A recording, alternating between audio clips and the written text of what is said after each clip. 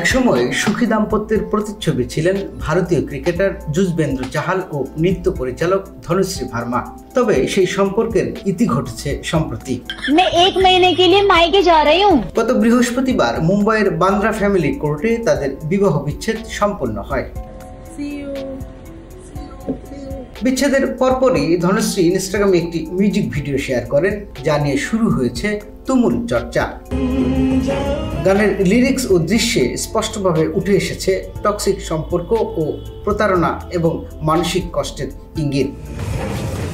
স্বাভাবিকভাবেই অনেকে মনে করছেন এটি ধনুশ্রীর পক্ষ থেকে চাহালকে উদ্দেশ্য করে একটি বার্তা। চাহাল ও ধনুশ্রীর এই সম্পর্কের অবনতির কারণ সম্পর্কে স্পষ্ট কিছু জানা যায়নি। তবে ধনুশ্রীর এই পোস্ট নতুন প্রশ্নের জন্ম দিয়েছে। ধনুশ্রীর এই পোস্ট নিয়ে সোশ্যাল মিডিয়ায় চলছে নানা জল্পনা কল্পনা।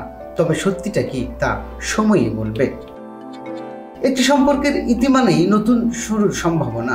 চাহাল ও ধনুশ্রীর আগামী দিনগুলো হোক সুখময়, এটাই কামনা করি। টুটুল রহমান, খবর সংযোগ।